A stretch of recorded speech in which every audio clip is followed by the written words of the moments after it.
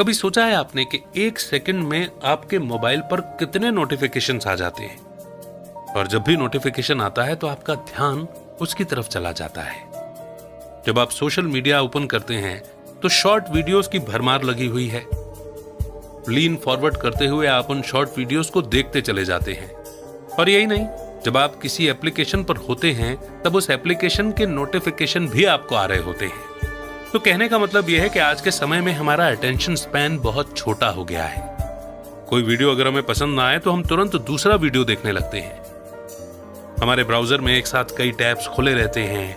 हमें घर और ऑफिस में मल्टीटास्क करने की आदत हो गई है, और ऐसे में हमारा फोकस पूरी तरह से भंग हो चुका है। तो सॉल्यूशन क्या है? सॉल्यूशन है आज की book summary, focus, the hidden driver of excellence, जिसे लिखा है डैनियल गोलमैन ने। डैनियल गोलमैन एक साइकोलॉजिस्ट, बेस्ट सेलिंग ऑथर और जर्नलिस्ट हैं। वो CASEL ऑर्गेनाइजेशन के को फाउंडर भी हैं, जो बच्चों को इमोशनली इंटेलिजेंट बनने में हेल्प करती है। Goleman mind and life institute नाम के ग्रुप में बोर्ड मेंबर भी हैं, जो साइकोलॉजिस्ट्स को उनके रिसर्च वर्क में हेल्प करती है। उनकी बुक इमोशनल इंटेलिजेंस की दुनिया भर में 5 मिलियन से ज्यादा कॉपीज बिक चुकी हैं। तो आज की ये समरी आपको अपना फोकस इंप्रूव करने में हेल्प करेगी। ये समरी आपको अपने हर काम में अटेंशन देना सिखाएगी। आप इसमें सेल्फ अवेयरनेस, सेल्फ कंट्रोल और विल पावर की इंपॉर्टेंस के बारे में जानेंगे। इसके बाद आप किसी भी चीज में एक्सपर्ट बन सकते हैं। इस समरी से जानिए कि ये कैसे करना है। तो शुरू करते हैं आज की book summary, focus. Thriller, detective movies देखने में कितना मजा आता है ना। हीरो चुपचाप सस्पेक्ट का पीछा करता है और उसे पता भी नहीं चलता कि उस पर नजर रखी जा रही है। डिटेक्टिव इस बात का भी पूरा ख्याल रखता है कि कोई उसे पीछा करता हुआ ना देख ले। मूवीज में यह सीन बड़ा ही एक्साइटिंग लगता है। जासूस उस शख्स की हर हरकत और कदम पर नजर रखता है। वो दूर से ही सारी इंफॉर्मेशन निकालता है और लास्ट में उसे 100% यकीन हो जाता है कि सस्पेक्ट ही असली कातिल है। सिर्फ मूवीज और क्राइम नॉवेल के हीरो के पास इस तरह का फोकस हो ये जरूरी नहीं है। आप चाहें तो आप भी अपने अंदर इस टाइप का फोकस डेवलप कर सकते हैं। सोचो कि अगर आप फोकस्ड अटेंशन की प्रैक्टिस करते हैं तो क्या कुछ अचीव नहीं कर सकते। कितना अमेजिंग होगा जब आप बिना डिस्ट्रैक्ट हुए जल्द से जल्द अपने सारे काम कंप्लीट कर पाएंगे। ये समरी आपको फोकस के बारे में सिखाएगी और ये भी बताएगी कि कैसे आप इसे बनाकर रख सकते हैं। ये आपको सिखाएगी कि ध्यान का भटक जाना उतना नेगेटिव भी नहीं होता जितना आप सोचते हो। लास्ट में आप जानेंगे कि फोकस और इमेजिनेशन के बीच बैलेंस कैसे क्रिएट किया जाए। इस समरी को समझने के बाद आपको एहसास हो जाएगा कि आज से पहले अटेंशन देना इतना इजी कभी नहीं था। तो आइए इस लर्निंग जर्नी की शुरुआत करते हैं इस पहले चैप्टर से, बेसिक्स। इस बुक के ऑथर डैनियल गोलमैन को अपने टीनेज में एक अजीब सी आदत थी। अपनी केमिस्ट्री क्लास के वक्त उन्हें एक म्यूजिकल इंस्ट्रूमेंट की तेज आवाज सुनाई देती थी, लेकिन इसके बावजूद डैनियल बड़े आराम से अपने सारे लेसन याद कर लेते थे। सेम यही तरीका डैनियल तब भी अप्लाई करते थे जब वो न्यूयॉर्क टाइम्स में राइटर थे। पूरा कमरा राइटर से भरा होता था, चारों तरफ शोरगुल होता था। कहीं दो राइटर आपस में डिस्कस कर रहे होते थे तो कहीं से कुर्सी मेज के खिसकने की आवाजें आती थी, तो कहीं पर पेपर पेन से लिखने की घिसावट का शोर, यानी चारों तरफ शोर ही शोर। लेकिन डैनियल के लिए जैसे ये सारी आवाजें कोई मायने ही नहीं रखती थी। वो बिना डिस्टरबेंस के लिखते रहते थे, जैसे बचपन में केमिस्ट्री की पढ़ाई करते थे। इस टाइप के फोकस को सिलेक्टिव अटेंशन कहते हैं। इसका मतलब है किसी एक चीज को इतना स्पेशल अटेंशन देना कि आपकी बाकी सेंसेस दूसरी चीजों से स्टिमुलेट होती रहती हैं। जहां डैनियल सिर्फ अपनी राइटिंग पर फोकस करते थे, उनकी बाकी सेंसेस जैसे कि सुनना स्टिमुलेट होती थी। लेकिन सवाल यह है कि हम सिलेक्टिव अटेंशन क्यों नहीं दे पाते हैं? डिस्ट्रैक्शन यानी कि मन का भटक जाना 2 वजहों से होता है, सेंसरी और इमोशनल। सेंसरी डिस्ट्रैक्शन वो है जो हमने पहले बताया था, जैसे कि आसपास के लोगों का शोरगुल होना। यह बिल्कुल वैसा ही है जैसे एक हार्ड से चेयर पर बैठना। इमोशनल डिस्ट्रैक्शन सेंसरी डिस्ट्रैक्शन से ज्यादा स्ट्रांग होते हैं। हम बताते हैं क्यों। क्या आपने कभी गौर किया है कि आप एक कॉफी शॉप में बैठकर भी अपने ऑफिस की ईमेल वगैरह चेक कर लेते हैं? आपके पीछे से लगातार कॉफी मशीन की आवाज आती है, बैकग्राउंड म्यूजिक भी चलता है, लेकिन आप डिस्ट्रैक्ट नहीं होते। लेकिन अचानक अगर कहीं से आपको अपना नाम सुनाई दे तो आप घूमकर यह देखने की कोशिश जरूर करते हैं कि कौन आपकी बात कर रहा है।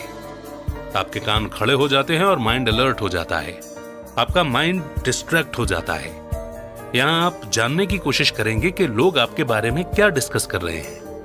आप जितना ज्यादा डिस्ट्रैक्ट होंगे उतना ही आपका परफॉर्मेंस खराब होता जाएगा। एक बार कॉलेज एथलीट्स और उनकी चिंता और घबराहट पर जब स्टडी की गई तो उनका एंजाइटी लेवल यानी एक तरह का इमोशनल डिस्ट्रैक्शन इस चीज से स्ट्रांगली जुड़ा हुआ था कि उन्होंने कंपटीशन में कितना अच्छा या बुरा परफॉर्म किया है। वैसे सवाल ये उठता है कि सिलेक्टिव अटेंशन कितना इंपॉर्टेंट है। कोई टास्क पूरा करने के अलावा इसका और क्या काम हो सकता है? असल में सिलेक्टिव अटेंशन डेवलप करने के कई फायदे हैं। पहला तो ये कि ये इमोशंस को रोककर या कम करके आपको इमोशनल डिस्ट्रैक्शन से बचाता है, जिसका मतलब है कि इमोशनल डिस्ट्रैक्शन आप पर हावी नहीं हो पाएंगे। जैसे मान लो कि आपके फाइनल एग्जाम वाले दिन ही आपका ब्रेकअप हो गया, तो आप इस बात को सहन कर पाएंगे और एग्जाम दे पाएंगे। सिलेक्टिव अटेंशन का एक और फायदा यह है कि यह आपको एक लूप में जाने से रोकता है। वैसे इस बात का मतलब क्या हुआ? देखिए, सिंपल वर्ड्स में बोले तो सिलेक्टिव अटेंशन आपको अपनी गलतियों के बारे में सोचकर बार बार अपसेट होने से रोकता है। मान लो कि अगर आप हर वक्त अपनी गलतियों पर ही फोकस करते रहते हैं तो आप कभी आगे नहीं बढ़ पाएंगे, बल्कि हमेशा होपलेस और डिप्रेस्ड मूड में ही रहेंगे। सिलेक्टिव अटेंशन बेहद जरूरी है क्योंकि यह आपको उस वक्त हेल्प कर सकता है जब आप कोई टास्क फिनिश करना चाहते हैं। सिलेक्टिव अटेंशन की वजह से ही हम किसी काम में डूब कर काम कर पाते हैं। जैसे एग्जाम्पल के लिए, अक्सर लोग कोई बुक पढ़ते वक्त उसमें इतना डूब जाते हैं कि उन्हें टाइम का पता ही नहीं चलता। जो टास्क आपके लिए जरूरी है उन पर फोकस करके आप अपनी प्रोडक्टिविटी बढ़ा सकते हैं और ज्यादा खुश रह सकते हैं। सिलेक्टिव या फोकस्ड अटेंशन आपको चैलेंज का सामना करने में भी हेल्प करता है। जैसे मान लो अपना कोई गोल पूरा करते हुए आप फेल हो जाते हैं। ऐसे में अगर आप फोकस्ड रहेंगे तो जल्दी ही इस बात से उभर पाएंगे और अपनी गलती से सीख पाएंगे। तब आपको ये नहीं लगेगा कि आप हार गए हैं और आपका सफर यहीं खत्म हो गया है, बल्कि आप इस चीज को एक चैलेंज की तरह ले पाएंगे। तो बेसिक्स को समझने के बाद बढ़ते हैं आगे नेक्स्ट चैप्टर की ओर, the value of wandering mind. जैसा कि हमने बताया, फोकस्ड अटेंशन के कई फायदे हैं, लेकिन उस माइंड का क्या जो हमेशा भटकता रहता है? कई बार अचानक से आए हुए थॉट्स भी ब्रिलियंट आइडियाज दे जाते हैं। जो मन भटकता रहता है वो आखिर काम कैसे करता है, उसे समझ पाना इतना आसान नहीं है। आखिरकार आप किसी को यह ऑर्डर तो नहीं दे सकते हैं कि दिन में सपना देखो या अपने माइंड को यहां वहां जाने दें, क्योंकि ये एक नेचुरल प्रोसेस है जो हम अपनी मर्जी से नहीं कर सकते। लेकिन सवाल यह है कि क्या अनफोकस्ड माइंड होना बुरी बात है? तो जवाब है बिल्कुल नहीं। यह आमतौर पर वो स्टेट है जहां हमारे क्रिएटिव जूस में है। आपके फेवरेट आर्टिस्ट्स और राइटर्स भी यही करते हैं। कुछ लिखते या ड्रॉ करते वक्त वो अपने माइंड को एकदम फ्री छोड़ देते हैं, यानी यहां वहां जाने देते हैं।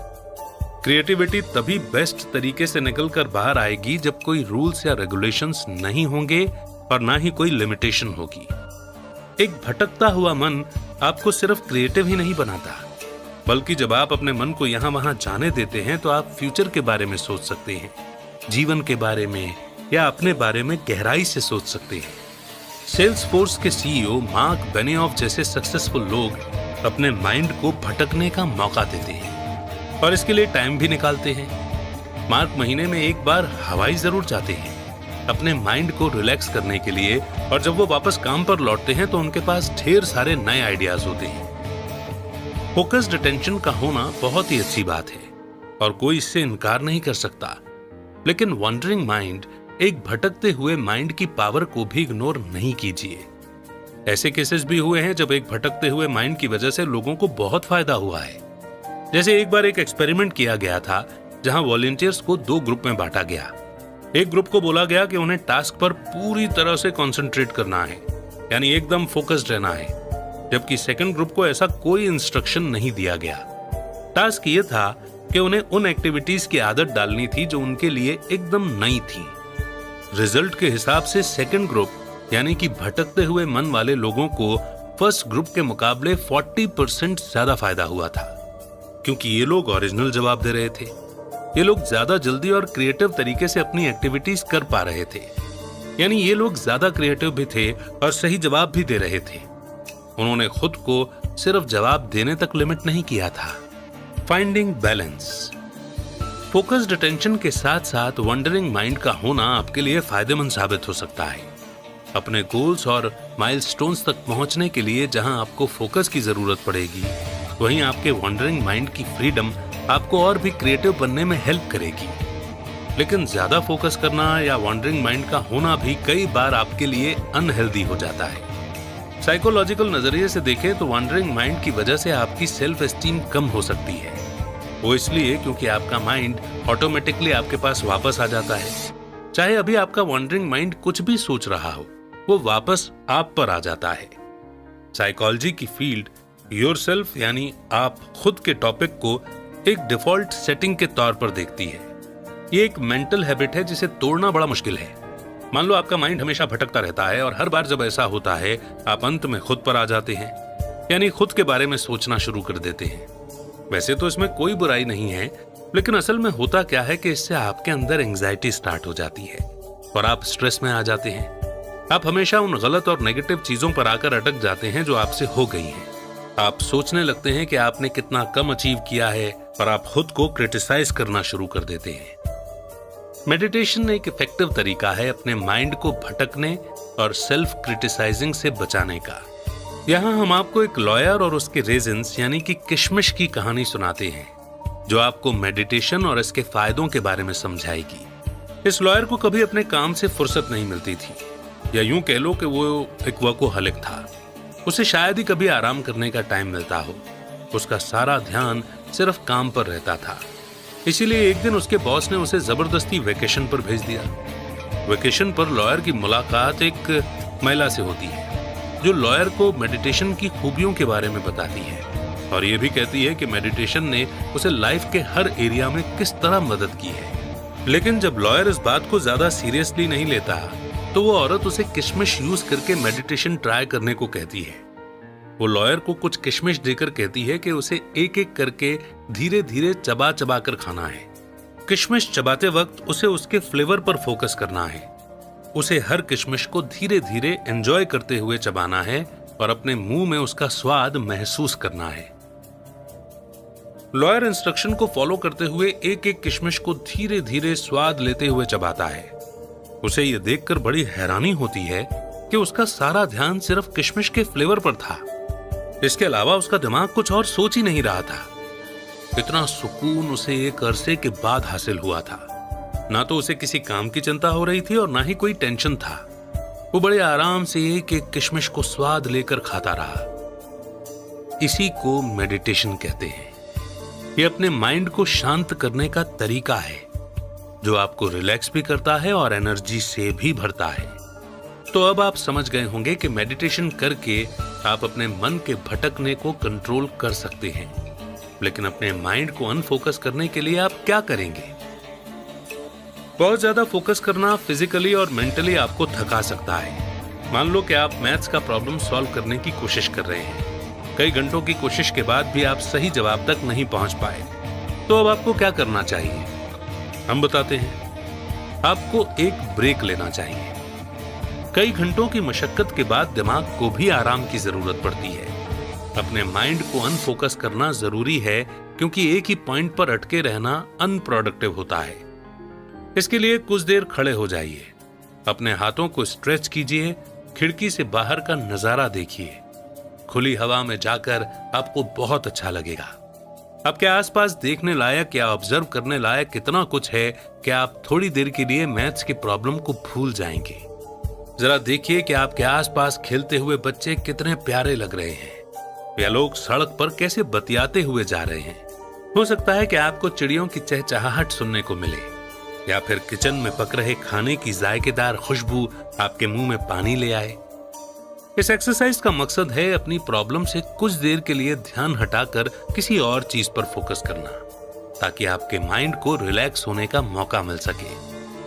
फोकस्ड अटेंशन से आप एक वंडरिंग माइंड की तरफ शिफ्ट होते हैं। एक ब्रेक लेने के बाद जब आप एक अलग अप्रोच के साथ दोबारा अपने मैथ्स के प्रॉब्लम पर आएंगे तो हो सकता है कि इस बार आप उसे सॉल्व कर लें और सही जवाब तक पहुंच जाएं।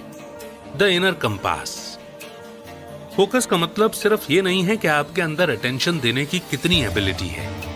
आपकी लाइफ को डायरेक्शन देने के लिए भी फोकस अप्लाई किया जा सकता है। अब जैसे जॉर्ज का ही एग्जाम्पल ले लो। स्कूल में उनकी परफॉर्मेंस कभी खास नहीं रही। जॉर्ज मुश्किल से हाई स्कूल पास कर पाए और उन्हें क्लास में पढ़ते वक्त 0 इंटरेस्ट आता था। लेकिन फिल्म मेकिंग एक ऐसा सब्जेक्ट था जिसने तुरंत उनका ध्यान अपनी तरफ खींचा और फिर जल्द ही उन्होंने शॉर्ट फिल्म्स में असिस्टेंट डायरेक्टर के तौर पर काम करना शुरू कर दिया। लेकिन फिल्में बनाने का बिजनेस काफी टफ है। ज्यादातर फिल्में उतनी सक्सेसफुल नहीं हो पाती जितनी मेहनत उन्हें बनाने में लगती है।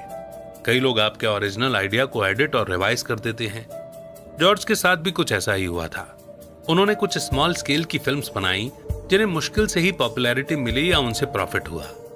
अक्सर प्रोड्यूसर्स और स्टूडियोज जॉर्ज की फिल्म के ओरिजिनल आइडिया को चेंज कर दिया करते थे। ये चीजें जॉर्ज को अपसेट करने के लिए काफी थी। वो पैसे और पॉपुलैरिटी से ज्यादा क्रिएटिव वर्क को वैल्यू देते थे। इसीलिए जब एक बड़े हॉलीवुड स्टूडियो ने उनकी लेटेस्ट फिल्म पर काम करने के लिए उन्हें ऑफर दिया तो जॉर्ज ने मना कर दिया, क्योंकि इस एग्रीमेंट में लिखा था कि स्टूडियो अपनी मर्जी से जॉर्ज की फिल्म में फेरबदल कर सकता है, जबकि जॉर्ज ऐसा बिल्कुल नहीं चाहते थे। जॉर्ज ने एक के बाद एक कई स्टूडियोज ढूंढे जिनके साथ वो काम कर सकें, पर कहीं बात नहीं बनी। आखिरकार 10वें नंबर पर उन्हें एक स्टूडियो पसंद आया जिसने उनके ओरिजिनल आइडिया को पूरी तरह से एक्सेप्ट किया। हम यहाँ जिनकी बात कर रहे हैं उनका नाम है जॉर्ज ल्यूकस, और जिस फिल्म के लिए वो इतना स्ट्रगल कर रहे थे वो थी स्टार वॉर्स। स्टार वॉर्स एक ऐसी फिल्म है जो फिल्मों के इतिहास में हमेशा एक आइकॉन बनकर रहेगी। आज भी ये मूवी फिल्म इंडस्ट्री में एक एक्स्ट्राऑर्डिनरी कॉन्सेप्ट के लिए जानी जाती है, लेकिन इस मूवी को इस हद तक लेजेंड बनाने का क्रेडिट जॉर्ज को जाता है। अगर वो बाकी स्टूडियोज को छूट दे देते कि वो उनके ओरिजिनल आइडिया से छेड़छाड़ कर सकें तो शायद स्टार वॉर्स इस मुकाम तक कभी नहीं पहुंच पाती। जॉर्ज ने स्टार वॉर्स के मामले में अपनी सेल्फ अवेयरनेस दिखाई थी। सेल्फ अवेयरनेस एक मॉरल कंपास की तरह है। यह आपको उन चीजों पर टफ डिसीजन लेने में हेल्प करता है जिन्हें आप सबसे ज्यादा वैल्यू देते हो। जैसे एग्जाम्पल के लिए जॉर्ज फिल्म मेकिंग में क्रिएटिविटी और ईमानदारी को पैसे से ज्यादा वैल्यू देते हैं। सेल्फ अवेयरनेस को आप ऐसे मान लो जैसे आपका माइंड और बॉडी आपसे बात कर रहे हो। ये आपको बताएंगे कि आपको अपने ड्रीम्स और गोल्स अचीव करने के लिए क्या करना चाहिए। सेल्फ अवेयरनेस को हम अल्टीमेट फोकस की तरह भी ले सकते हैं।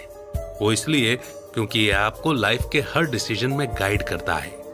ये आपको ऐसी लाइफ जीने में हेल्प करता है जो आप जीना चाहते हैं। नेक्स्ट चैप्टर है अ रेसिपी फॉर सेल्फ कंट्रोल। एक बच्चे को फोकस के बारे में सिखाना मुश्किल काम है, क्योंकि उसका ब्रेन सिर्फ खाने, कार्टून देखने और मीठा खाने तक फोकस्ड रहता है। लेकिन कुछ ऐसी चीजें हैं जो बड़े बच्चों से सीख सकते हैं। बच्चा अगर किसी चीज की जिद करे तो आप उसे कैसे हैंडल करेंगे? ऐसी सिचुएशन में डैनियल के पास एक कमाल का तरीका था। उनका 2 साल का बेटा जब जिद करता तो वो तुरंत उसका ध्यान डाइवर्ट करने के लिए उसे आसपास कोई चिड़िया या जानवर दिखाकर पूछते कि देखो वो क्या चीज है। फोकस हमारे इमोशंस को कंट्रोल करता है। अपना फोकस कहीं और डाइवर्ट करके आप अपने गुस्से, स्ट्रेस, बेचैनी या उदासी को कम कर सकते हैं। इस एबिलिटी को सेल्फ कंट्रोल कहा जाता है। इसका एक एग्जाम्पल है कि अपने पेरेंट्स को खुश करने के लिए जब आप उनकी इस बात से एग्री करते हैं कि मीठा खाने से पहले आप पूरा डिनर फिनिश करेंगे। बड़े होने के साथ ही हमारा सेल्फ कंट्रोल भी स्ट्रांग होता जाता है। आप कई एरिया में अपने ग्रेटिफिकेशन यानी कि सेटिस्फेक्शन की फीलिंग को डील कर सकते हैं।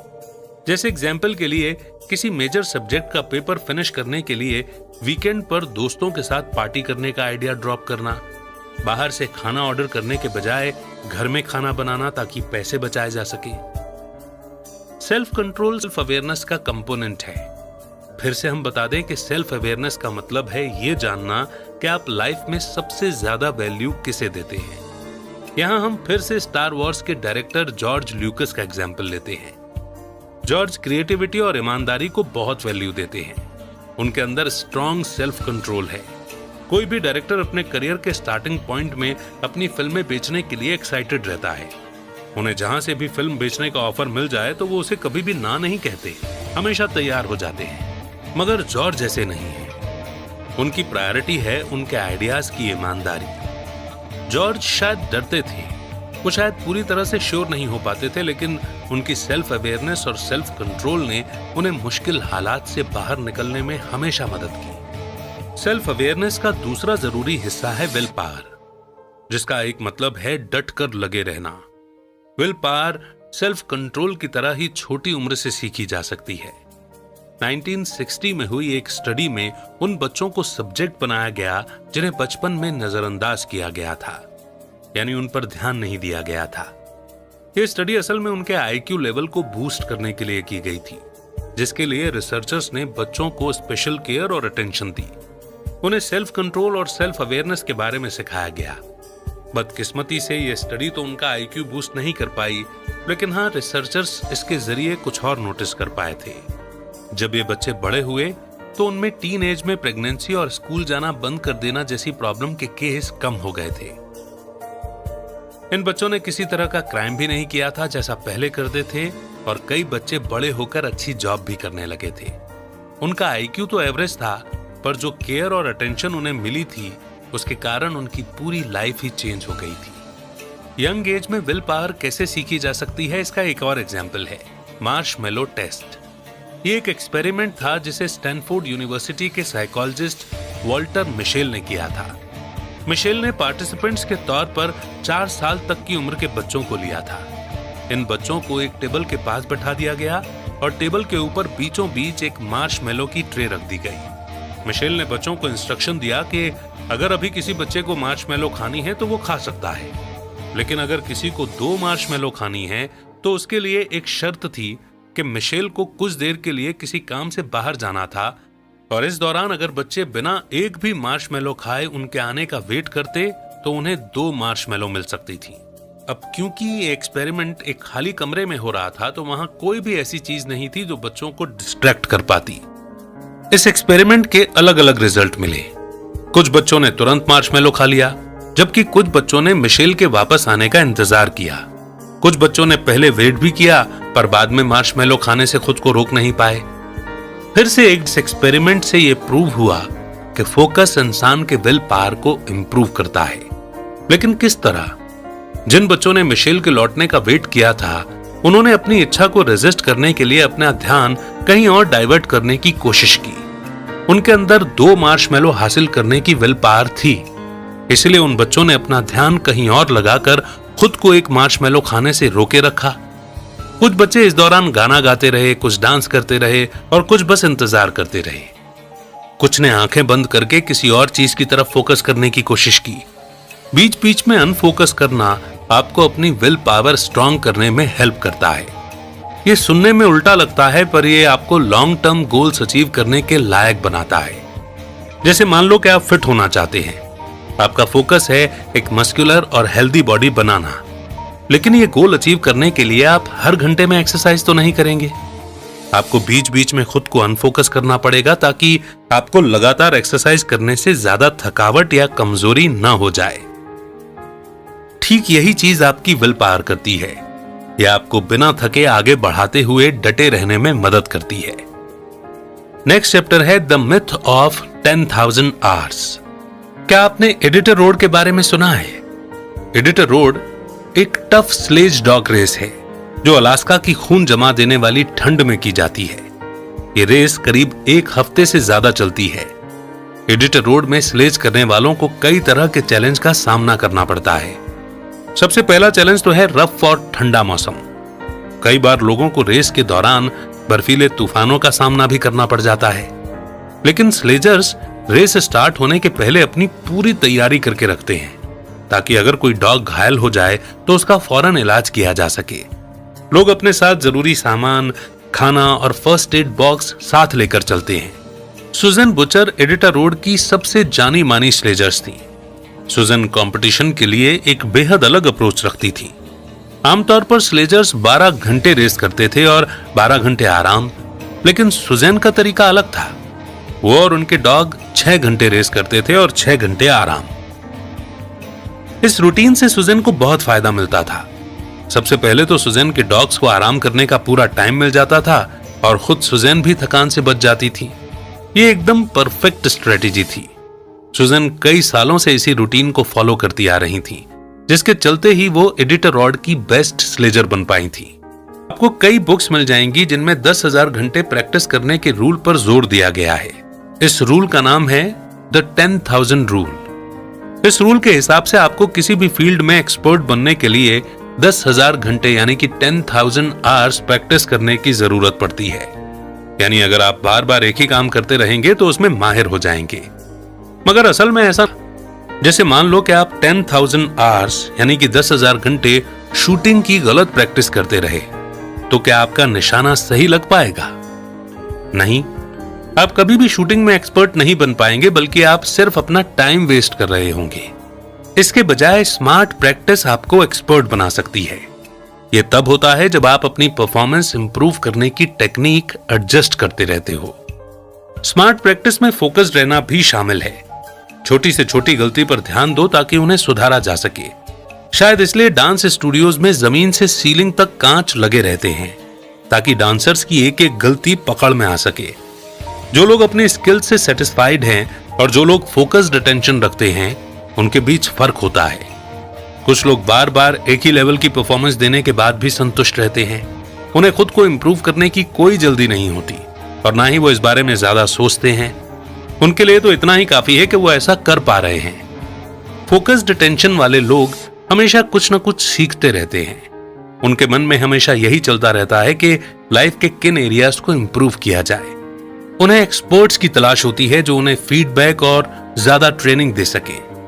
इसलिए हम ये मान सकते हैं कि फोकस्ड और सीखने की इच्छा इंसान को एक्सपर्ट बनाती है, न कि घंटों प्रैक्टिस करने की आदत। एक और खास गौर करने लायक फैक्टर यह है कि फोकस्ड अटेंशन वाले लोग ऑटो पायलट मोड में जाने से मना कर देते हैं। जब आप किसी चीज के माहिर हो जाते हो तो उसकी तरफ आपका ज्यादा ध्यान नहीं जाता। जैसे कि टीवी देखते देखते ब्रेकफास्ट बना लेना या अपने पार्टनर से बात करते वक्त एक्सरसाइज करना, क्योंकि आपको इस रूटीन की आदत पड़ चुकी है। बार बार किए जाने वाले काम से अगर आप फैमिलियर हो चुके हैं तो इसमें गलत तो कुछ नहीं है, लेकिन प्रॉब्लम तब आती है जब आप ऑटो पायलट मोड पर चले जाते हैं, क्योंकि तब आप रिलैक्स हो जाते हैं। फिर आप ज्यादा ध्यान नहीं देते कि आपको कहां इंप्रूव करना है और कहां नहीं, और यही चीज आपके खराब परफॉर्मेंस की सबसे बड़ी वजह बनती है। और अब वक्त है कंक्लूजन का। तो सबसे पहले तो आपने ये जाना कि एक तरह का अटेंशन होता है जो आपको एक्सीलेंट बनने में हेल्प करता है। यह है फोकस्ड अटेंशन। फोकस्ड अटेंशन का मतलब है लाख डिस्ट्रैक्शन के बावजूद किसी पर्टिकुलर स्टिमुलस को अटेंशन देना। सेकंड, आपने सीखा कि डिस्ट्रैक्टेड माइंड होने के फायदे और नुकसान दोनों हैं। एक डिस्ट्रैक्टेड माइंड आपको रिलैक्स करने में हेल्प कर सकता है, आपकी क्रिएटिविटी को बूस्ट कर सकता है, और ये चीज इंसान को खास तौर से आर्टिस्ट और राइटर बनने की तरफ ले जा सकती है। लेकिन एक डिस्ट्रैक्टेड माइंड आपको अनप्रोडक्टिव भी बना सकता है। अगर आप भी इस माइंड डिस्ट्रैक्शन के शिकार हैं तो मेडिटेशन आपको अपना फोकस अचीव करने में हेल्प कर सकता है। अपने माइंड को किसी एक चीज पर फोकस करने की आदत डालने के लिए मेडिटेशन एक रिलैक्स्ड अप्रोच है। थर्ड, आपने सीखा कि एक फोकस्ड और भटकते हुए माइंड के बीच बैलेंस कैसे क्रिएट किया जाए। बहुत ज्यादा फोकस से बचने के लिए आपको बीच बीच में ब्रेक लेना चाहिए, यानी अपना अटेंशन दूसरी चीजों की तरफ शिफ्ट करना चाहिए। बाहर की आवाज सुनो, लंबी गहरी सांस लो। ये एक्सरसाइज आपको कुछ देर के लिए अपना माइंड डिस्ट्रैक्ट करने में हेल्प करेगी। फोर्थ, आपने कुछ और फैक्टर्स के बारे में जाना जो आपको फोकस्ड बने रहने में मदद कर सकते हैं, जिनमें से एक है सेल्फ अवेयरनेस। सेल्फ अवेयरनेस आपका इनर कंपास है। यह आपको उन चीजों पर बेस्ड डिसीजन लेने में हेल्प करेगा जो आपके लिए सबसे इंपॉर्टेंट है। इसके अलावा सेल्फ कंट्रोल और स्ट्रॉन्ग विल पावर भी आपको फोकस्ड रखते हैं। आपका सेल्फ कंट्रोल आपको उन चीजों के लिए ना कहने में मदद करेगा जो आपके गोल्स को खराब कर सकते हैं, जबकि विल पावर आपको चैलेंजेस के बावजूद डट की ताकत देता है। फिफ्थ, आपने 10,000 घंटों से जुड़ी गलत सोच के बारे में समझा। कुछ लोग मानते हैं कि किसी भी सब्जेक्ट में एक्सपर्ट बनना है तो आपको 10,000 घंटे उसकी प्रैक्टिस करनी पड़ेगी, मगर ऐसा नहीं है। ज्यादा प्रैक्टिस आपको एक ग्रेट परफॉर्मर बना देगी, ऐसा जरूरी नहीं है। आपको एक्सपर्ट बनाता है आपका फोकस, आपकी गलती पकड़ने की काबिलियत और सीखने की इच्छा। कई बार हम कंफ्यूज हो जाते हैं कि लाइफ में हमें क्या करना है। ये कंफ्यूजन इसलिए भी क्रिएट होता है क्योंकि हम समझ नहीं पाते कि हमें लाइफ के किस पार्ट को ज्यादा इंपॉर्टेंस देनी चाहिए, यानी उसे इंप्रूव करना चाहिए। लेकिन अब आपको पता है कि फोकस्ड अटेंशन कैसे किया जा सकता है। जिस चीज पर आपका फोकस है उसे आप जरूर हासिल करेंगे। फोकस करो, थोड़ी देर रिलैक्स करो, अपने काम में लगे रहो और आप धीरे धीरे अपने सपने को हकीकत बनते हुए देख पाएंगे। तो इसी मोड पर यह समरी यहीं पर समाप्त होती है, मगर उम्मीद है कि इस समरी में मिले लर्निंग्स को आप जरूर इंप्लीमेंट करेंगे अपनी लाइफ में। समरी का कौन सा चैप्टर या कौन सी बात आपको सबसे ज्यादा अच्छी लगी,